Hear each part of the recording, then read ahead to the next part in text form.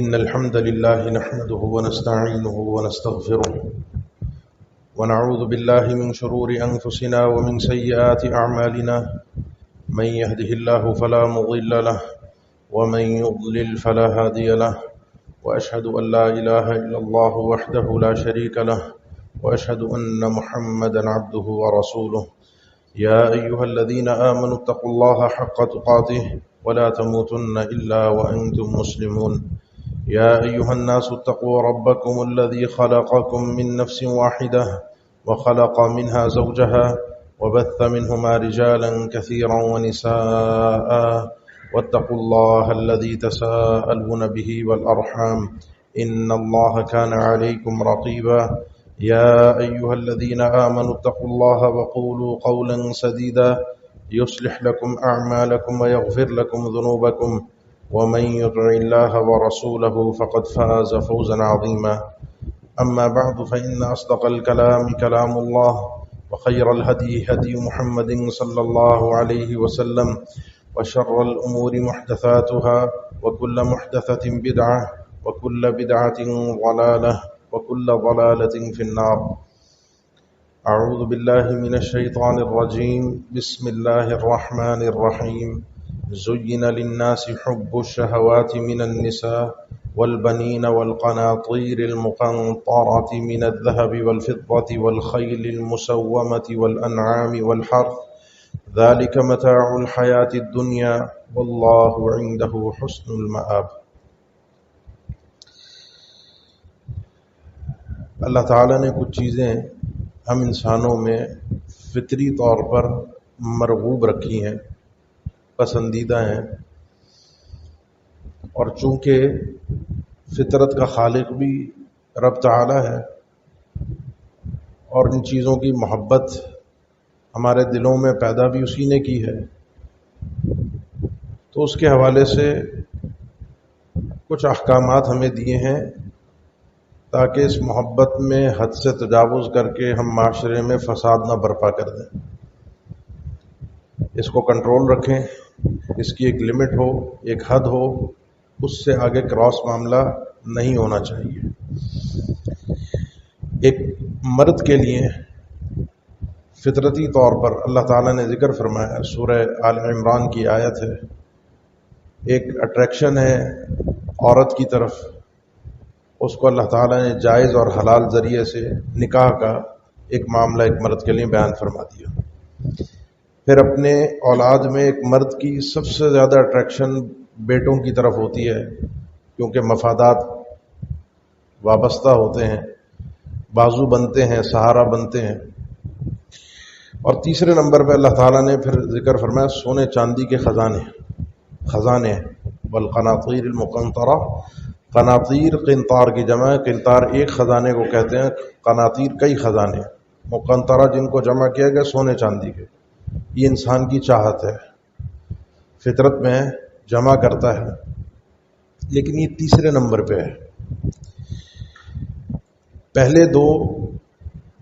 انسان جو کچھ جمع کرتا ہے وہ عام طور پہ ایک مرد کی اگر میں بات کروں اور اپنے پہ رکھ کر آپ کو بتاؤں تو انسان اپنے لیے زیادہ تر نہیں کماتا، ایک مرد اپنے لیے نہیں کماتا، بیوی بچے، اس کی زندگی پوری اسی چکر میں گھومتی ہے کہ ان کو سیٹ کر جاؤں، ان کے لیے کر جاؤں، ان کی ضروریات پوری ہو جائیں، ان کو اچھی سے اچھی فیسلٹی مہیا ہو جائے۔ تو پیسہ تیسرے نمبر پہ ہے، دولت تیسرے نمبر پہ ہے جو انسان کماتا ہے، لیکن مرغوب ہے، محبوب ہے۔ اپنے بیوی بچوں کے لیے انسان جب پیسہ کمانے کے لیے نکلتا ہے تو ان کی چاہتیں، ان کی ڈیمانڈ اس کو حلال اور حرام کی تمیز مٹا دیتی ہیں۔ کیسے بھی آ رہا ہے، جیسے بھی آ رہا ہے، آنا چاہیے۔ حلال اور حرام کا اگر سوال کیا گیا، وضاحت لی گئی، پوچھا گیا یا جاننے کی کوشش کی تو انسان خاص طور پہ آج کے دور میں کما نہیں سکتا۔ اب یہ تو ہو گئے آپ کے کاروباری معاملات، جتنا بھی آپ دیکھ لیں، کوئی نوکری پیشہ ہے تو اس کے پاس اپنے اپنے جواز ہوتے ہیں، یا ایھا الذین آمنوا لا تأکلوا اموالکم بینکم بالباطل، اے ایمان والو اپنے ساتھ جو تمہارے لوگ ہیں ایک دوسرے کا مال باطل طریقوں سے مت کھایا کرو۔ میرے پاس بہت سارے دلائل ہوتے ہیں، میں نوکری پیشہ ہوں، مالک تنخواہ پوری نہیں دیتا، مجھ سے کام زیادہ لیتا ہے، سب سے زیادہ کام میں کرتا ہوں، لہذا میں حق رکھتا ہوں اس کی میں زیادہ ڈنڈی مار کے پیسہ کما لوں۔ کاروبار کرنے والے حضرات آپس میں پارٹنرشپ ہوتی ہے، کبھی کوئی نقصان ہو جائے تو کبھی آپ نے دیکھا ہو کسی نے تسلیم کیا ہو کہ میری وجہ سے ہوا ہے یا نقصان کا ذمہ دار میں ہوں، یا اس نقصان کو تقسیم کر لیں۔ عام طور پہ کوشش یہ ہوتی ہے کہ نقصان سارا کا سارا اگلے کے کھاتے میں ڈلے، میں صافی سیدھا لے کے اپنے مال کو کلیئر کر دوں۔ یہ تو ہے کاروبار، اس میں بعض اوقات میں صحیح بھی ہو سکتا ہوں، بعض اوقات میں غلط بھی ہو سکتا ہوں۔ انسان اللہ سے ڈرتے ہوئے چلے تو صحیح فیصلے بھی کر جاتا ہے۔ ضروری نہیں ہے کہ ہر وقت میں غلط ہوں، اور ضروری نہیں ہے کہ ہر معاملے میں صحیح ہوں، لیکن ایک معاملہ ایسا ہے جس کی آپ سب کی توجہ دلوانی ہے، آپ سب کو اس معاشرے کا ایک حقیقی چہرہ آپ جانتے ہیں، سب جانتے ہیں۔ باطل طریقے سے مال کھانے کا راستہ، جس کے لیے ہمارے پاس دلائل بھی ہوتے ہیں، جس کے لیے ہم پوری ہمت کرتے ہیں اور اپنے آپ کو صحیح اور سچا ثابت کرتے ہیں۔ اللہ تعالیٰ نے قرآن مجید میں داؤد علیہ السلام کے قضیے میں ذکر فرمایا سورہ صاد میں 23ویں پارے میں کہ وَإِنَّ كَثِيرًا مِّنَ الْخُلَطَاءِ لَيَبْغِي بَعْضُهُمْ عَلَى بَعْضٍ إِلَّا الَّذِينَ آمَنُوا وَعَمِلُوا الصَّالِحَاتِ وَقَلِيلٌ مَّا هُمْ۔ یہ کئی خلطاء ایسے ہوتے ہیں، یعنی جو آپس میں مکس ہو کے کام کر رہے ہوتے ہیں، جن کا مال و دولت آپس میں مکس ہوتا ہے۔ وہ بزنس کی شکل میں بھی ہو سکتا ہے، وہ پارٹنرشپ جیسے ہے، اور وہ وراثت کے مال کی شکل میں بھی ہوتا ہے۔ عام طور پہ کوئی دنیا سے رخصت ہوا، والد والدہ ان کی وراثت تقسیم ہونی تھی، اب یہ مال مکس ہو گیا، تقسیم نہیں ہوا، کوئی بھی وجہ ہو سکتی ہے، ایکس وائی زیڈ، سب کی رضامندی سے کوئی بھی وجہ ہو سکتی ہے، جائز و ناجائز دونوں ہو سکتی ہے، صحیح وجہ بھی ہو سکتی ہے اور غلط وجہ بھی ہو سکتی ہے، تقسیم نہیں ہوا۔ اب یہ مال خلطاء ہے، سب کا مال ہے، مکس ہے، سب اس کے مالک ہیں، سب کا حق ہے، لیکن اللہ تعالیٰ نے ذکر فرمایا کہ کثیرا من الخلطاء، بہت سے ایسے یہ جو پارٹنرشپ والے معاملات ہوتے ہیں، ان میں دیکھنے میں داؤد علیہ السلام کے زمانے کی بات ہے، جب ان کے سامنے قضیہ آیا تھا کہ 99 بکریاں ہیں، پھر بھی اس کو ایک بکری کی پڑی ہوئی ہے، اور اس نے میری ایک بکری کو انہا داخل لہو 99 نعجۃ ولی نعجۃ واحدہ، میری ایک بکری بھی ہڑپ کرنے کے چکر میں کسی طرح میری ایک بکری بھی لے جائے، اور اس کے پاس 99 ہے۔ اس وقت داؤد علیہ السلام نے فرمایا تھا یہ جو پارٹنرشپ والے بزنس ہوتے ہیں یا تعلق ہوتا ہے یا یہ جو مال وراثت ہے، اس میں عام طور پہ ایک دوسرے پر انسان زیادتی کرتا ہے۔ لَيَبْغِي بَعْضُهُمْ عَلَى بَعْضٍ، ہاں چند لوگ ہوتے ہیں جو ایسا نہیں کرتے، اور وہ کون ہوتے ہیں؟ إِلَّا الَّذِينَ آمَنُوا وَعَمِلُوا الصَّالِحَاتِ، وہ لوگ ہوتے ہیں جن کا اللہ پر ایمان ہوتا ہے، نیک عمل کرنے والے ہوتے ہیں، لیکن ساتھ ہی قرآن مجید میں اللہ نے یہ بھی ذکر فرمایا وَقَلِيلٌ مَّا هُمْ، یہ ہوتے بہت تھوڑے ہیں، ایسے لوگ ہوتے بہت کم ہیں، ورنہ دوسرے کا حق دبانا، دوسرے کا حق مارنا، یہ عام طور پر روش ہمارے معاشرے میں چلی آ رہی اور انسانیت کی تاریخ ہے۔ جہاں سے میں نے آغاز کیا نا، زُيِّنَ لِلنَّاسِ حُبُّ الشَّهَوَاتِ، لوگوں میں یہ چیز ان کی فطرت ہے، مال و دولت کی محبت۔ اب ہوتا کیا ہے؟ ہوتا یہ ہے کہ یہ جو مال ہے نا، یہ ہوتا ہے مفت کا، محسوس نہ کیجیے گا، جو سیدھی بات ہے میں وہ بتا رہا ہوں، کیونکہ میری محنت ہوتی نہیں ہے، میری کمائی ہوتی نہیں ہے۔ اسی لیے اللہ تعالیٰ نے ذکر فرمایا کہ وَتَأْكُلُونَ التُّرَاثَ أَكْلًا لَمًّا، یہ تراث کی ایک تفسیر مال عام سے ہے، اور تراث کی ایک تفسیر وراثت سے ہے، کہ تم یہ جو وراثت کا مال ہوتا ہے نا، بڑا مزہ لے کر اور پورا کھا جاتے ہو۔ یہ اللہ تعالیٰ نے ان لوگوں کی صفت بیان کی ہے جو سرکش انسان ہے، جو راہ سے بھٹکا ہوا ہے، اس کو وراثت کا مال کھانے میں بڑا مزہ آتا ہے، کیونکہ مفت ہے، کیوں کسی کو دے دے، کیوں کسی کے پاس چلا جائے۔ جس کا کنٹرول ہے، جس کے ہاتھ میں ہے، لا تأکلوا اموالکم بینکم بالباطل، اس کے پاس اپنی حجتیں ہیں، اپنے دلائل ہیں، وہ فراہم کرنے کو تیار ہے اور مطمئن بھی کر دیتا ہے، لیکن حقیقت حال کیا ہے؟ حقیقت حال یہ ہے کہ عام طور پہ جو وجوہات بنتی ہیں مال نہ دینے کی، کسی کے پاس کنٹرول ہوتا ہے نا، گھر پہ کوئی قابض ہے، کوئی کاروبار پہ کسی کا کنٹرول ہے، والد کے والد دنیا سے رخصت ہو گئے، والدہ دنیا سے رخصت ہوئی، گھر میں رہ رہا تھا، اب یہ سب وارثوں کو دینا ہے، تو سب سے پہلی رکاوٹ بنتی ہے نہ دینے کی اور مال کو ہڑپ کرنے کی کہ انسان کا اللہ پر ایمان اور بھروسہ اس انداز کا ہوتا ہی نہیں ہے جو ہونا چاہیے. سب سے مین وجہ یہ ہے اللہ کے فیصلے کو وہ ہضم نہیں کر پا رہا، نافذ نہیں کر پا رہا، جبکہ نہیں اللہ تعالیٰ نے اس مسئلے کے لیے فریضۃ من اللہ، یہ اللہ کی طرف سے مقرر کردہ فرض ہے. اللہ نے اس وراثت کی تقسیم کا ذمہ خود لیا ہے، قرآن مجید میں خود تقسیم کیا ہے، اور اس کو فریضۃ من اللہ، وصیۃ من اللہ، اللہ کی طرف سے خاص قسم کا حکم اور آرڈر ہے جس کو نافذ ہونا چاہیے. بندہ تسلیم نہیں کر پا رہا کہ میں کیسے دے دوں. یہ اس کے ایمان کی سب سے پہلی کمزوری ہے.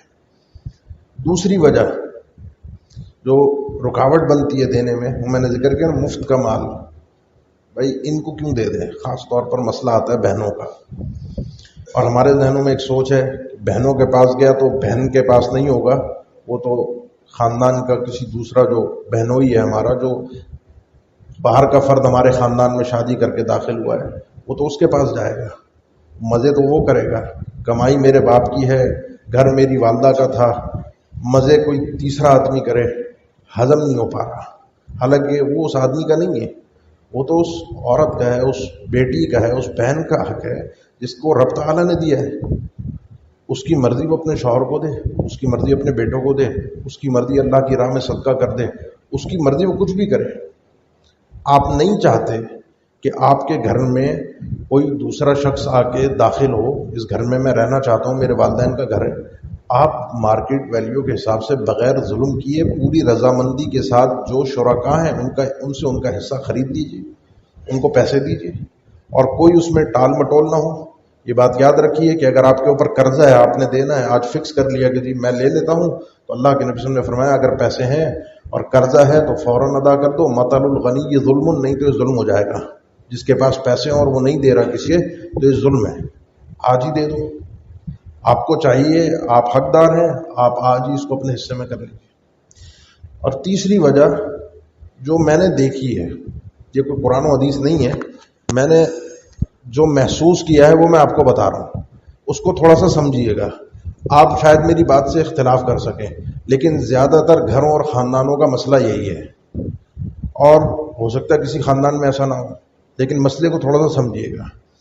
مسئلہ یہ ہوتا ہے کہ ہمارے ہاں خواتین بھی آئی ہوئی ہیں اور سنتی ہیں بات کو، محسوس نہ کریں لیکن مسئلے کی حقیقت کو سمجھیں. جب شادی ہوتی ہے نا ایک عورت کی، تو عورت کے ذہن میں عام طور پہ یہ ہوتا ہے بھائی ساس سسر کی خدمت نہیں کرنی. کوئی قرآن و حدیث میں تو ہے نہیں، شریعت نے تو کہا نہیں ہے. لوگ سوال بھی کرتے ہیں اور یہ مسئلے بیان بھی ہو رہے ہیں کہ نہیں جی کوئی ساس سسر کی خدمت فرض نہیں ہے، کوئی شریعت نے نہیں بتایا. ساس سسر کی خدمت فرض نہیں ہے، لیکن یہ بھی ساتھ میں یاد رکھیے کہ ساس سسر کے مال پر حق جتانا، اس کو چھیننے کے لیے اپنے شوہر کو برگلانا اور ساری پٹیاں پڑھا کے اپنے اس کے بہن بھائیوں کو حق سے محروم کروانا، یہ بھی ایک عورت کے حق میں نہیں ہے کہ اپنے ساس سسر کے مال پہ ڈاکہ ڈالے. جب خدمت نہیں ہے تو ڈاکہ بھی نہیں ڈالے. عام طور پہ میں شادی کرتا ہوں تو یا تو میں اپنی بیوی کو پٹی پڑھاتا ہوں کہ کس طریقے سے اس نے مال کھینچنا ہے اپنے خاندان کا، وراثت کا، یا پھر میرے گھر کا مسئلہ ہے میری بیوی مجھے سکھائے گی، بتائے گی کہ تمہارے بہن بھائی نہیں لینے لے جائیں زیادہ، ان کو نہیں ملنا چاہیے. کس طریقے سے میں اگر اس گھر میں رہ رہا ہوں تو کس طریقے سے میں نے اس گھر پہ قابض ہونا ہے، کس طریقے سے دوسروں کا حق کھانا ہے. یہ جو میری شریک حیات ہے نا، ویسے تو یہ باہر کی ہے، دوسرے خاندان کی ہے، لیکن زیادہ تر ان لوگوں کی مداخلت سے جن کا معاملے سے تعلق نہیں ہوتا، ان کی مداخلت سے خاندان کے خاندان تباہ ہو جاتے ہیں. ان کو تو پرواہ نہیں ہے، بہن بھائی لڑے آپس میں کچھ بھی، ہمارا پیسہ آ گیا نا ہمارے پاس. یہ ایک معاشرے کی تلخ حقیقت ہے. ضروری نہیں ہے ہر گھر ہر خاندان کا مسئلہ ہو، لیکن یہ ایک بہت بڑی وجہ ہے، بہت بڑا مسئلہ ہے. اور آخری بات اور آخری وجہ وہ یہ ہے کہ مال انسان سے جاتا نہیں ہے. بیوی بچوں کے لیے کما رہا ہوتا ہے، تو یہ مفت کا بھی جو آ رہا ہے نا وراثت کا، یہ بھی بیوی بچوں کے لیے، میرے بیوی بچوں کے لیے آ جائے. دوسرا محروم ہوتا ہے تو محروم ہو جائے. یہ چیز بندہ دے نہیں پا رہا ہوتا، یہ چیز بندے سے ہضم نہیں ہو پا رہی ہوتی کہ کسی دوسرے کے پاس چلا جائے. اس کا حق ہے، اللہ نے اس کے لیے رکھا ہے. تو یہ بات یاد رکھیے. اللہ کے نبی صلی اللہ علیہ وسلم کا فرمان ہے، مسند احمد کی حدیث ہے، سنن ابن ماجہ کی حدیث ہے اور صحیح حدیث ہے، آپ نے فرمایا انی احرج حق الضعیفین المرأة والیتیم، میں پوری تاکید کے ساتھ بیان کر رہا ہوں، پوری تشدید کے ساتھ پورے مسئلے کو واضح کر رہا ہوں، پوری سختی کے ساتھ بیان کر رہا ہوں، دو کمزور لوگوں کے حقوق کا خیال رکھنا۔ دو کمزور لوگ ہیں، ان کے حقوق کا پورا خیال رکھنا۔ ایک عورت ہے اور ایک یتیم ہے، اور بعض اوقات جب کسی گھر کے بڑے کا انتقال ہو جاتا ہے تو وارثین میں کبھی کبھی چھوٹے بچے بھی ہوتے ہیں، بیٹے بیٹیوں میں چھوٹے بھی ہوتے ہیں جو یتیم ہوتے ہیں، بلوغت سے پہلے کی عمر کو شریعت میں یتیمی سے تعبیر کیا گیا ہے۔ وہ اس وقت ان کا حصہ تھا، وہ اس وقت ان کے پاس ہونا چاہیے تھا، چلو میں نے سنبھال لیا بڑے بھائی ہونے کی حیثیت سے، لیکن جو ان کا حصہ تھا پوری امانت کے ساتھ اس کی ادائیگی جب ان کا وقت آیا یا ان کا مطالبہ ہو پورا ان کو دینا چاہیے، کیونکہ اس وقت میں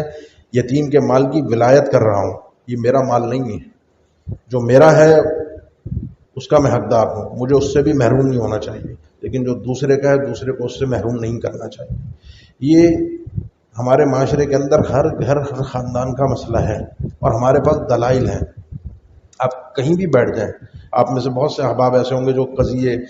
خاندانوں کے مسئلے نپٹانے کے لیے سلجھانے کے لیے سنتے ہوں گے یا بیٹھتے ہوں گے، دلائل سب کے پاس ہوتے ہیں، اپنے اپنے مسئلے کو اپنے اپنے حق کو ثابت کرنے کے لیے اپنی بات کو وہ 100% ثابت کر سکتے ہیں، لیکن کل بارگاہ الہی کا مسئلہ ہے، اصل میں وہاں میرے دلائل کام نہیں آئیں گے، وہاں اللہ کی عدالت میں حقائق پر فیصلہ ہوگا، وہاں میں کیا کروں گا۔ اور اچھے لوگ بھی ہیں، اور ایسے بھی اچھے ہیں کہ میں آپ کو یہ کوئی خیالاتی تصوراتی مسئلہ نہیں بتا رہا، تقریباً 1.5-2 سال پہلے کی بات ہے، شاید 2 سال ہو گئے ہوں گے تقریباً۔ کراچی کا یہ ایک علاقہ ہے، میں زیادہ تعین نہیں کرتا، تو 3 بھائی تھے، انہوں نے رابطہ کیا ملنا ہے آپ سے، مسئلہ ہے، آ گئے ملنے کے لیے۔ ایسے ہی ہوں گے 40 سے 50-55 کے ارد گرد کی عمروں کے، تینوں بھائی بیٹھے، اپنا مسئلہ ذکر کیا۔ مسئلہ ان کا یہ تھا کہ ہم اب چاہتے ہیں وراثت کی تقسیم، لیکن اپنی نہیں، اپنے دادا کی۔ ہمارے دادا کی وراثت تھی، ہمارے تایا چاچا تھے، والد تھے، غالباً 3 پھوپھیاں تھیں، 4 وہ تایا چاچا تھے، وہ چاروں بھائیوں نے کسی بھی بہن کی وراثت نہیں دی، پورا گھر بھی کھا گئے، کاروبار بھی کھا گئے، کسی بہن کو کچھ بھی نہیں دیا۔ ہمارے والد کا انتقال ہو گیا، ایک اور چچا کا بھی انتقال ہو گیا، باقی 2 حیات ہیں، 2 یا 1 پھوپھی کا انتقال ہو گیا، ابھی مجھے صحیح یاد نہیں، اور 1 آدھ حیات تھی۔ ہم چاہتے ہیں، ان کا سوال یہ تھا کہ ہمارے والد نے جو غلطی کی ہم اس کو سدھارنا چاہتے ہیں، اس وقت دنیا سے جا چکے، وہ دنیا میں نہیں، ان کی وراثت بھی تقسیم ہو گیا، اب ہمارے پاس آ گئے، ان کے لیے 100% حلال مال تھا، وراثت کا مال ان کے لیے تو حلال ہو گیا نا، وہ جو کھایا ان کے والد نے کھایا، جو سزا جزا جو بھی ہونا ہے اللہ کی طرف سے ان کے والد نے بھگتنا ہے۔ لیکن نہیں، احساس ہے کہ والد سے غلطی ہوئی ہے، ہم غلطی نہ کریں اور ہم اپنے والد کی غلطی کو سدھاریں۔ اب سوال یہ ہے کہ ہمارے یہ تایا چاچاؤں میں جو ایک فوت ہو گئے، ان کا ایک بیٹا ہے، وہ بھی دینے کو تیار ہے،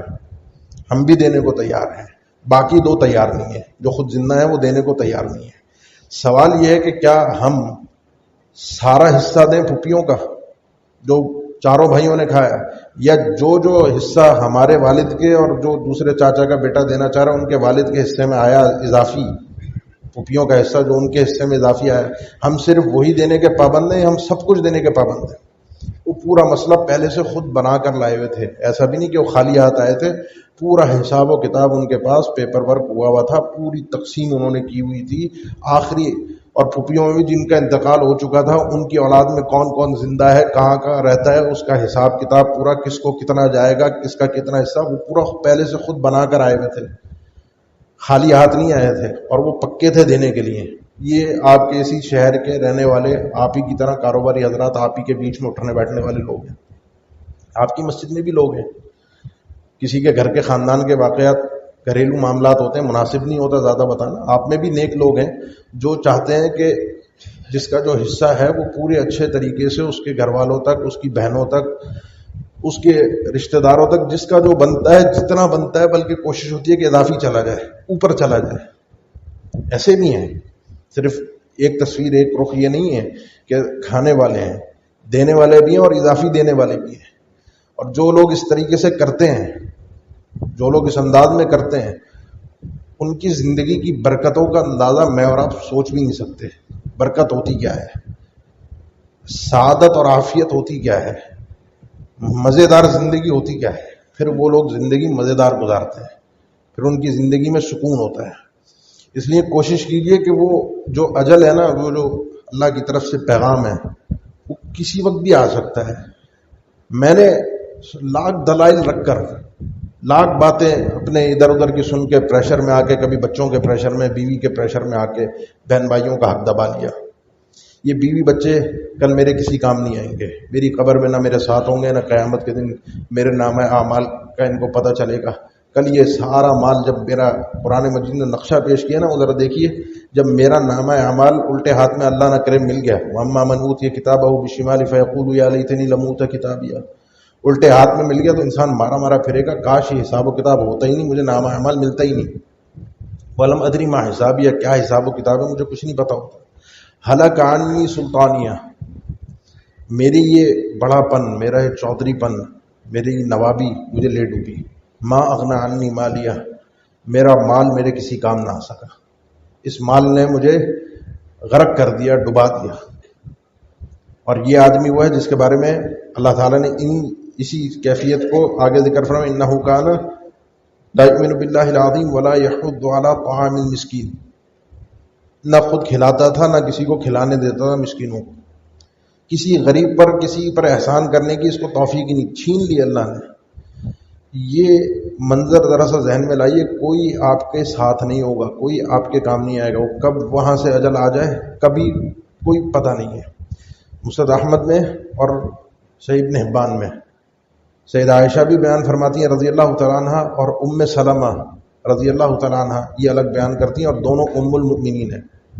دونوں اللہ کے نبی صلی اللہ علیہ وسلم کی بیویاں ہیں. سیدہ عائشہ کہتی ہیں اللہ کے نبی صلی اللہ علیہ وسلم کے جب آخری دن تھے، بیماری میں تھے، تو مجھ سے کہا کہ وہ 7 یا 9 دینار آئے تھے، کہاں ہیں؟ آئے ہیں صدقے کے لیے، صدقہ دینا ہے ان کو، آگے خرچ کرنا ہے اللہ کی راہ میں، وہ کہاں ہیں؟ کہا میں نے کہا میرے پاس ہے. فرمایا ان کو فوراً صدقہ کر دو. کہا میں بھول گئی، کیفیت ایسی تھی گھر کے حالات اور معاملات. اگلے دن پھر پوچھا کہ کہاں ہیں وہ؟ میں نے کہا اللہ کے نبی میرے پاس ہی ہیں. فرمایا لے آؤ. اپنے ہاتھ میں لیے اور ہاتھ میں لے کر خود صدقہ کرنے کے معاملات کو نپٹانے میں لگ گئے. ام سلمہ الگ بیان فرماتی ہیں رضی اللہ تعالیٰ عنہ کہ اللہ کے نبی صلی اللہ علیہ وسلم جب اپنی بیماری میں تھے تو ان دنوں میں جب میرے پاس آئے، آپ کے چہرے کا رنگ اڑا ہوا تھا. میں نے کہا اللہ کے نبی کوئی تکلیف، یہ جو آپ کو ہے شدت تکلیف، یہ آپ کے چہرے پہ نمایاں ہو رہی ہے، تو گھبراہٹ ہے، پریشانی ہے. آپ صلی اللہ علیہ وسلم یہ جو گھبراہٹ اور پریشانی چہرے پر ہے اس تکلیف کی وجہ سے نہیں ہو رہی، یہ گھبراہٹ اور پریشانی ہے کہ کل صدقے کے 7 دینار آئے تھے، وہ ابھی تک گئے نہیں ہیں، اپنے مقام پہ پہنچے نہیں ہیں، اور یہ چیز مجھے تکلیف دے رہی ہے کہ کیسے یہ ایک دن گزر گیا.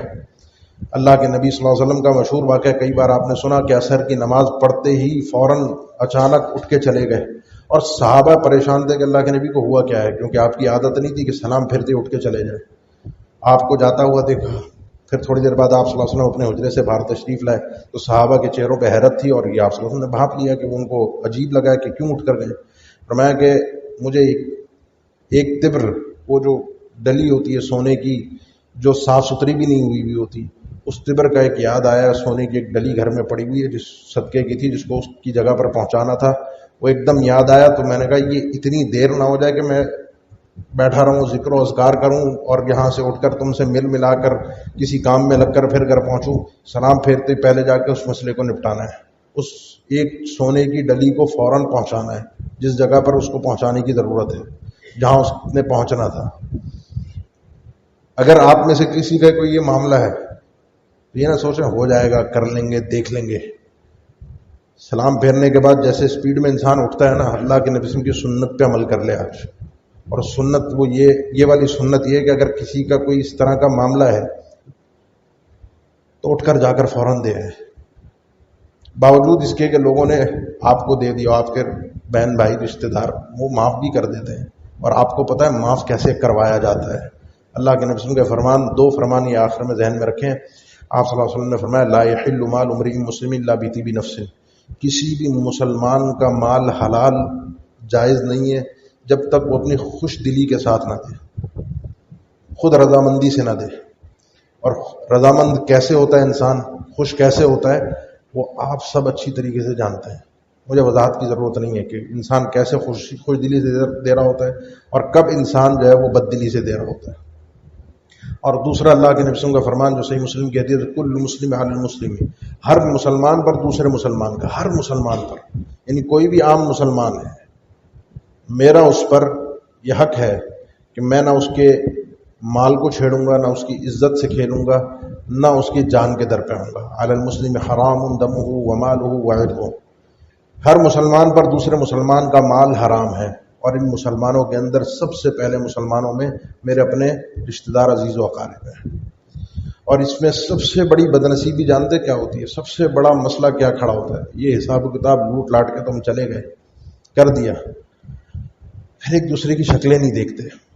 ایک دوسرے سے ملتے نہیں ہیں، ایک دوسرے کی خوشی غمی میں وہ بھی کوئی معاشرے کا دباؤ ہے، پریشر ہے، کوئی خاندان کا ہے تو اس پریشر میں چلو کسی خاندان میں کوئی خوشی غمی میں شریک ہو رہے ہیں، کسی خاندان میں وہ بھی نہیں ہے، ختم تو ختم. اب مجھے بتائیے اس مال کی وجہ سے جو یہ رشتے، خاندان، ناطے ٹوٹے ہیں، تعلقات ٹوٹے ہیں، تو وہ جو رحم اللہ کی بارگاہ میں عرش سے معلق ہے اور یہ دعا کرتا ہے اللہ جو مجھے توڑ دے، جو رشتہ داری کو توڑ دے اسے توڑ دے، اسے برباد کر دے، اور جو مجھے ملائے اللہ اس کو ملا دے. یہ بدعا ایسی تو نہیں ہو رہی نا، حکم الہی سے ہو رہی ہے. تو یہ کیسے ہو سکتا ہے کہ خاندان کو تباہ کر کے، رشتہ داریوں کو توڑ کر، ایک دوسرے سے الجھ کر، ایک دوسرے کی شکلیں نہ دیکھ کر میں سمجھ لوں کہ میں سکون کی زندگی گزار سکتا ہوں، میں چین سے جی سکتا ہوں، میرے مسئلے حل ہو سکتے ہیں، میرے معاملات سلجھ سکتے ہیں؟ ہرگز نہیں ہے. کہیں کوئی ہو بھی گیا، دینے لینے کا مسئلہ ہو بھی گیا، وہ ہو گیا. اب اگر کوئی ایسا کسی نے کسی پر ظلم کیا اور آپ چاہتے ہیں کہ چلو اب ہو گیا اور دل سے خوش ہونا چاہتے ہیں، دل سے ختم کرنا چاہتے ہیں، تو رشتہ داریوں کو کم از کم ملائیے، تعلقات کو صحیح معنی میں بنائیے، ورنہ یہ زندگی بھی مشکل ہے اور وہاں کا جہان بھی بڑا مشکل ہو جائے گا، وہاں کے مسائل بھی بڑے خراب ہو جائیں گے. اس لیے مثال بنیے، ایسی مثال کہ کل اللہ کے سامنے اٹھ کر کہہ سکے اللہ بہت کچھ نہیں ہے، ایمان بھی تھا، اعمال صالحہ بھی تھے، عبادات بھی تھیں، کارنامہ یہ ہے کہ تیری خاطر یہ چیزیں چھوڑ کر آ گیا، تیرے حکم پر یہ قربانیاں دے کر آیا، تیری خاطر یہ کام کیا، کسی کو خوش نہیں کیا، تیری پرواہ تھی تو راضی ہو جائے اور میرا حساب و کتاب ہلکا ہو جائے، میں کل بارگاہ الہی میں کامیاب ہو جاؤں. کل اللہ کے سامنے اگر اس سرخرو انداز میں پیش ہونا چاہتے ہیں تو آج ان مسئلوں کو، آج ان معاملات کو سلجھائیے اور سچے دل سے سلجھائیے. ہم اور آپ اچھی طرح سے جانتے ہیں کون سی چیز کس کی ہے، کون کس کا مالک ہے. باہر کے لوگوں کو دخل اندازی نہ کرنے دیں، اپنے دیگر لوگوں کو جن کا معاملہ ہے، جو صاحب معاملہ ہے، جن کا تعلق ہے، صرف وہی اس مسئلے میں بیٹھیں، وہی اس مدعے کو، مسئلے کو حل کریں، بآسانی حل ہو جائے گا. باہر کے لوگوں کی اگر گفتگو بند ہو گئی، مسئلہ ٹھنڈے طریقے سے حل ہو جائے گا. اللہ ہمیں سمجھ عطا فرما دے. اقول قولی ھذا واستغفر اللہ لی ولکم وآخر دعوانا الحمد للہ رب العالمین. الحمد للہ علی احسانہ وشکر لہ علی توفیقہ وامتنانہ واشہد ان لا الہ الا اللہ وحدہ لا شریک لہ تعظیما لشانہ واشہد ان محمدا عبدہ ورسولہ الداعی الی رضوانہ صلی اللہ علیہ وعلی آلہ واصحابہ واخوانہ وسلم تسلیما کثیرا. اما بعد، جس طرح آج یہ مسائل کھڑے ہیں، کوشش کریں کہ کل میری آنے والی نسلوں میں، میرے بچوں میں مسئلے کھڑے نہ ہوں. ہر ایک کے لیے کاروبار ہے، گھر ہے، جائیداد ہے، جس کا جو معاملہ ہے وہ بالکل کلیئر کر کے رکھیں. کوئی کاروبار میں بچہ شریک ہے تو اس کی شراکت داری کاروبار کے حساب سے، ورکنگ پارٹنر کے حساب سے جو بنتی ہے، جو معاملہ ہے اس کو اسی حساب سے، جو آپ کے معاشرے کا، مارکیٹ کا اصول ہیں، اس حساب سے طے کریں تاکہ اس کے ساتھ بھی ظلم نہ ہو اور دوسروں کے ساتھ بھی ظلم نہ ہو. لا تظلمون ولا تظلمون. اور اپنے آگے آنے والی نسلوں کی بھلائی کے لیے پچھلے معاملات کو بھی سدھاریں، کیونکہ انہوں نے، ان بچوں نے آپ کو دیکھا ہے، آپ کے جھگڑوں کو دیکھا ہے، آپ کے خاندان کی وراثت کو تقسیم ہوتا ہوا دیکھا ہے. ان کے ذہن میں ہر یہ چیز منقوش ہے، ان کی تربیت کا حصہ بنی ہے. آگے انہوں نے بھی اس کو ریپیٹ کرنا ہے، الا یہ کہ اللہ کی کوئی طرف سے کوئی سدھار آ جائے، کوئی بہتری آ جائے. تو اس لیے اپنے بچوں کے لیے، آگے آنے والی نسلوں کے لیے ایک اچھی مثال بنے، ان کو ایک اچھا نمونہ پیش کریں کہ آگے میرا ایک خاندان اس انداز میں تتر بتر نہ ہو، تماشا نہ بنے، یہ ایک دوسرے کے حقوق کو سلب نہ کریں، غصب نہ کریں. اللہ تعالی ہم سب کو سمجھ عطا فرما دے. اس معاملے کے حوالے سے جو نازک معاملات جو ابھی چل رہے ہیں، ہمارے ہر گھر کا معاملہ ہے، اس میں اللہ تعالیٰ ہمارے لیے بہتریاں عطا فرما دے۔ یہ مسئلہ اکثر و بیشتر بیان ہوتا رہتا ہے، میں بھی ذکر کرتا رہتا ہوں، اس مسئلے کی صرف نزاکت سے آپ لوگوں کو سمجھانا مقصود ہے۔ مجھے نہیں پتا کہ کس کے گھر کے، کس کے خاندان کے کیا حالات ہیں، کیا معاملات ہیں، نہ کسی کے اوپر کوئی بات کیچڑ اچھالنا مقصود ہے، صرف اور صرف مقصد یہ ہے کہ اللہ آپ کی اور میری اصلاح فرما دے، کل بارگاہ الہی میں کسی کا حساب لے کر اپنی گردن میں نہ کھڑا ہوں۔ اللہ ہم سب پر اپنا کرم فرما دے۔ یہ چند اعلانات ہیں، ایک تو آپ کے انشاءاللہ ہفتے کے دن جو خواتین کا حج کی تربیتی کلاس ہو رہی ہے، صرف خواتین کی، ہفتے کے دن 11 سے 12 بجے تک کل انشاءاللہ وہ کلاس ہوگی خواتین کی۔ اسی طریقے سے آپ کی اسی مسجد میں اس اتوار کو انشاءاللہ پرسوں شام 5 بجے سے رات 9 بجے تک حج کی ورکشاپ ہے، جس میں مرد و خواتین دونوں شریک ہو سکتے ہیں۔ یہاں پر آپ کی اسی مسجد میں 5 بجے سے 9 بجے تک حج کی کلاس کا انعقاد کیا گیا ہے اتوار کے دن، تو اس میں سب احباب شرکت فرمائیں۔ اسی طرح مرد حضرات اور خواتین سب کے لیے اتوار کے دن جو ہمارا کورس چل رہا ہے 10 بجے سے 1 بجے تک، اسلامی تعلیمات کا، بنیادی عقائد کا اور قرآن کی تفسیر، عربی گرامر کلاسز کی ایک شکل ہے، تعلیمی ایک شکل ہے، اور تعلیمی طریقے سے آپ تک معلومات پہنچائی جاتی ہیں۔ فارغ ٹائم ہوتا ہے عام طور پہ، اس وقت کوئی مصروفیت ہوتی نہیں ہے، تو اس میں بھی ضرور وقت نکال کے کوشش کیجیے۔ آپ کی اس مسجد میں الحمدللہ جو حفظ ناظرہ کا مدرسہ شروع ہوا ہے، بڑا اچھا رسپانس ہے، اور اچھے انداز میں، اچھے طریقے سے آپ لوگ دیکھ بھی رہے ہیں، کیمرے کے ذریعے سے یہاں پر پوری نگرانی ہے، بچوں کو اچھے ماحول میں ایک خوبصورت انداز میں پڑھایا جا رہا ہے، اور بڑے دوستانہ ماحول میں ان کو تربیت دی جا رہی ہے۔ تو اس حوالے سے بھی اپنے مدرسے کا وزٹ کیجیے اپنے بچوں کی تعلیم کے حوالے سے۔ اور آخر میں بیماروں کے لیے دعائے صحت کی اپیل ہے۔ شیخ عبداللہ ناصر رحمانی صاحب کی اہلیہ کی دعا کے لیے درخواست کی گئی، اللہ تعالیٰ ان کو بھی صحت دے، اور جملہ بیماروں کو اللہ تعالیٰ صحت اور عافیت والی زندگی عطا فرمائے۔ اللہ ہمیں بھی عافیت اور سلامتی کے ساتھ رکھے۔ اللہ فلسطین کے جو مسلمان ہیں ان کی خاص مدد فرما، اللہ ہمیں بھی ان کی مدد کی توفیق عطا فرما۔ اللهم صل على محمد وعلى آل محمد كما صليت على إبراهيم وعلى آل إبراهيم إنك حميد مجيد. اللهم بارك على محمد وعلى آل محمد كما باركت على إبراهيم وعلى آل إبراهيم إنك حميد مجيد. عباد الله، إن الله يأمر بالعدل والإحسان وإيتاء ذي القربى وينهى عن الفحشاء والمنكر والبغي يعظكم لعلكم تذكرون. فاذكروا الله الجليل يذكركم واشكروه على آلائه ونعمه يزدكم ولذكر الله أكبر والله يعلم ما تصنعون.